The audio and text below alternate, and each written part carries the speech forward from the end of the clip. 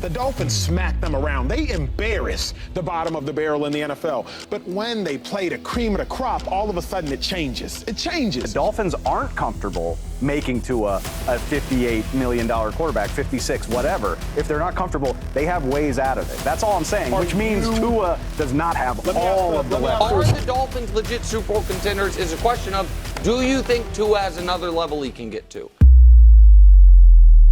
For decades, the Miami Dolphins have been a source of both hope. Never disrespect Tua. You see Ryan Clark apologize. It's Tua season. Keep my quarterback's name out your mouth. We're making the playoffs. I didn't say we're winning the division. We just got to get through the first part of the season. Can the whole AFC East go to the playoffs? And heartbreak for their dedicated fan base. I am pissed off.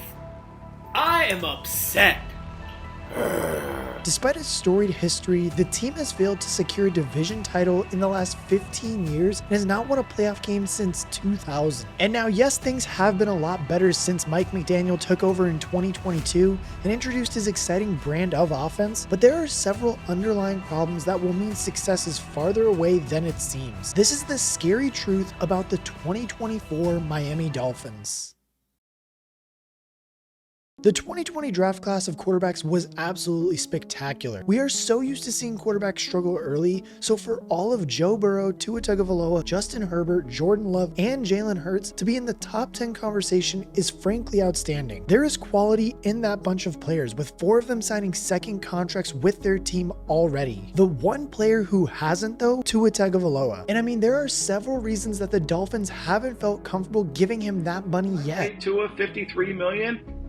No, because Tyreek Hill takes up 12% receivers. Like, I mean, ideally he would have received his second contract after his second year, but I mean, after the 2022 season, all of the injuries that he's faced so far up to this point just hasn't made it possible. Fractured ribs and a fractured finger led him to missing 4 games in 2021 before the concerning bout of concussion struck in 2022. During this stretch, there was good play by Tua, but not enough to convince the team that he had the quality or even the durability to earn a second deal. He then bulked up for the 2023 touchdowns and 14 interceptions. Like, I mean, it was almost exactly what the Dolphins wanted to see out of him. And in all honesty, I mean, it's probably enough to earn him that second lucrative contract of his. However, there still are a good amount of significant concern that Dolphins fans should feel a little nervous about. Firstly, and I think the biggest one besides the concussions, is there's a big issue of whether Tua can get the job done in big games. But on the good teams, y'all can't put up points on these good teams. So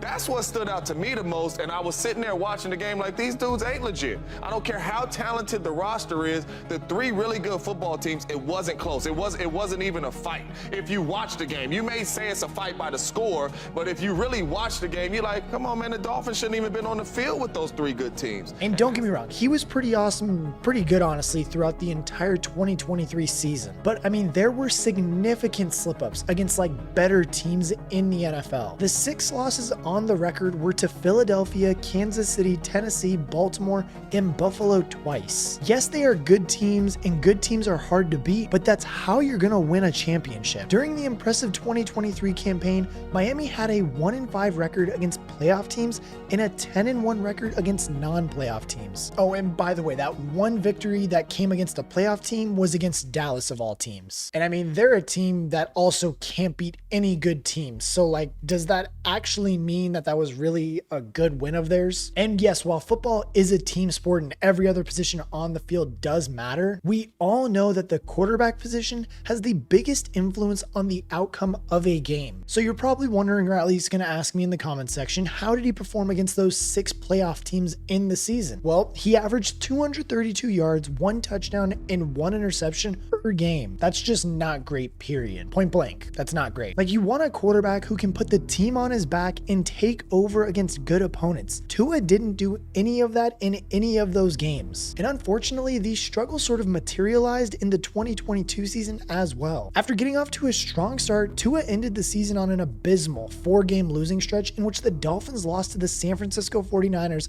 Los Angeles Chargers, Buffalo Bills, and Green Bay Packers. During that 4-game stretch, Tua threw 5 interceptions, having only thrown 3 in the 9 games he played to start the year. And now the other standout concern, I mean, I know it's going to sound a little bit weird to even call this a concern, and it's not even directly just to Tua, but I mean, honestly, to that entire Dolphins team. and it's the fact that their record in cold weather games, just for the whole team, is terrible. In games with a temperature below 50 degrees at kickoff, the Dolphins have a record of 2-20 in their last 22 games. Tua himself is 0-3 in such games since the beginning of the 2020 season. That is not good news for a team based in the AFC who are likely to have to run through the frigid temperatures of Buffalo, Kansas City, or Cincinnati if they are to enjoy a deep playoff run anytime soon. Nobody gave the Miami Dolphins a chance in their wildcard clash in Kansas City during the 2023 playoffs. Despite being the third highest scoring team in the NFL, going up against a Kansas City team who looked sloppy for most of the year, nobody backed them to get it done in what turned out to be the fourth coldest game in NFL history at -13 degrees with a wind chill factor of -48. The Chiefs had the weather on their side that day, and it resulted in a putrid 7-point showing from the Dolphins as they fell to a 26-7 defeat that continued their streak of no playoff victories in 23 years. Unfortunately, the perception of Miami being a soft team is deserved. Tua can't win big games, and the team can't perform in cold weather. The consequences of this is no playoff joy since the early 2000s, and 2 seasons most recently that started electric only to fizzle out into a lame ending that everyone saw coming. So with all of that bearing in mind, what do we do, or what should the Dolphins do with Tua's contract then? Like, I mean, can you really justify dumping all of that money into Tua despite all of those question marks that he has about him? And I mean, if you do end up committing to Tua and end up giving him just whatever number it ends up being with how this insane quarterback market is, what does that mean for the rest of this roster then? They have just about solved their salary cap issues this year, but they are already projected to be well over the cap next year, and that's without Tua's contract or franchise tag accounted for. With a 30-year-old Tyreek Hill also sniffing around for a new contract now that the wide receiver market has absolutely just gone crazy, it is starting to feel like it might be now or never for the Miami Dolphins Super Bowl window. But then that begs the question, what's the alternative then? Like, I mean, do you take a dip into the quarterback lottery? And I mean, I think we all can agree that Miami is just too talented and too well coached to be picking near the top of the draft. So I mean, honestly, that seems just out of the picture too. And I mean, as crazy as it sounds, the issue that they have right now is that they still might be missing a final piece in order to finally break this playoff curse. And to make matters worse, shedding the soft label is going to be even harder without Christian Wilkins clogging up the center of the defensive line. Wilkins was arguably Miami's best defender in 2023, offering sturdy defense in the run game while also posting the second most sacks with 10. With him now lining up for the Raiders as a salary cap casualty, Miami's defensive 3-man front has quickly flipped from a strength to a major weakness and may now flag up as a very enticing target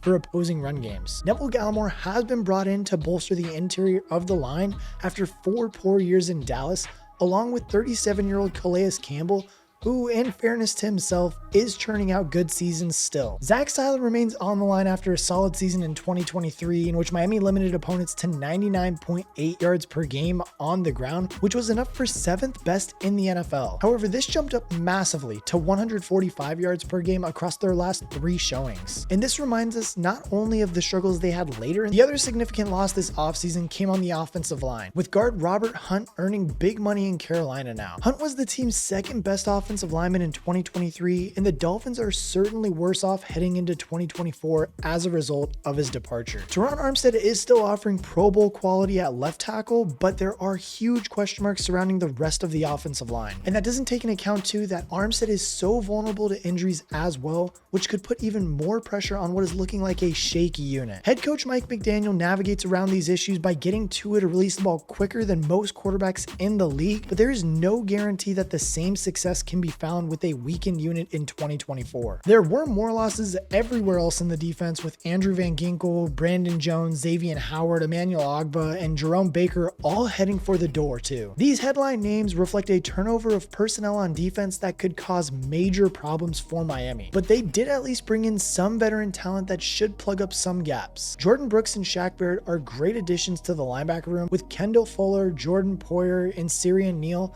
all coming in to help out on the secondary. And all of these guys have enjoyed good stretches in the NFL, but as they enter the later stages of their careers, it remains to be seen whether they can get this team over the edge. The strength of Miami's defense is really in their edge defenders, but with Jalen Phillips and Bradley Chubb both coming back from tough injuries, 2024 could be far from smooth sailing. Phillips has indicated that he could be ready for week 1, but Achilles tears are absolutely brutal, and there is no guarantee that he will still have that explosiveness that made him so effective up to now in his career. For Chubb, a second ACL tear was brutal to take, especially as it occurred in week 17 of all weeks. His recovery process will likely leak into the 2024 season, and even after he does return, how effective will he be truly? As we all know, they did draft Chop Robinson as he arrived in the first round of the draft to bolster the unit, and he certainly brings an explosive element. But being a rookie, he is a raw prospect who will need to spend some time developing before he can consistently contribute. And honestly, I think just all the changes in the personnel and just all of the people recovering from injuries,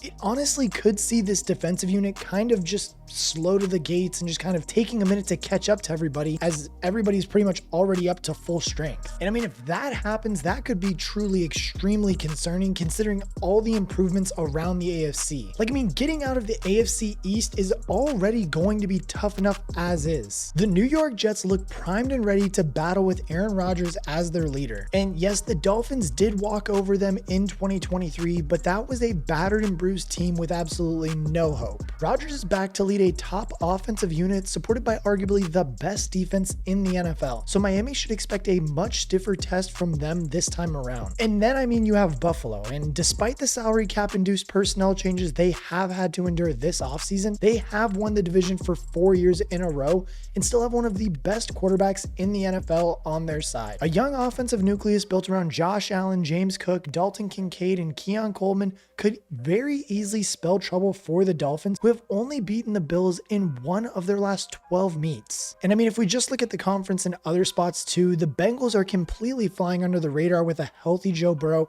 heading into the season for the first time ever, and the Houston Texans have absolutely loaded up for a deep playoff run as well. And I mean, this is all not mentioning the Baltimore Ravens and three-peat hunting Kansas City Chiefs too. And like, I mean, the fact of the matter is that the AFC East is a tough division, and I mean, the AFC as a whole is absolutely loaded. For Miami, while they haven't taken huge steps back this offseason, the major losses of Christian Wilkes on the defensive line and Robert Hunt on the offensive line are not ideal for a team competing against such powerhouses in the AFC. And don't forget, this team also has a proven issue with cold weather and may be about to send a shell load of money in the direction of a quarterback who has struggled against big AFC opponents. So I mean, I think it's safe to say that there are definitely some scary truths for the Miami Dolphins heading into the 2024 NFL season. But I want to know what you guys think. Let me know in the comment section below. What do you guys think that the Miami Dolphins record is going to be for this upcoming season? Personally, for me, I think it's going to be more of like a 10-4 season for them, and they're going to,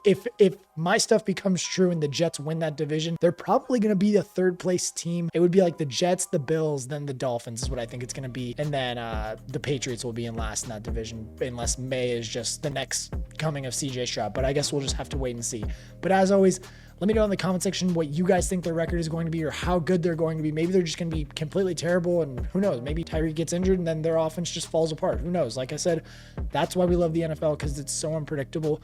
Also, if you have not, make sure you join my Discord. That's where we're doing all of our NFL stuff this year. Fantasy, pick'em pools, all of that stuff. Join that in the description, and I will catch you guys in the next one.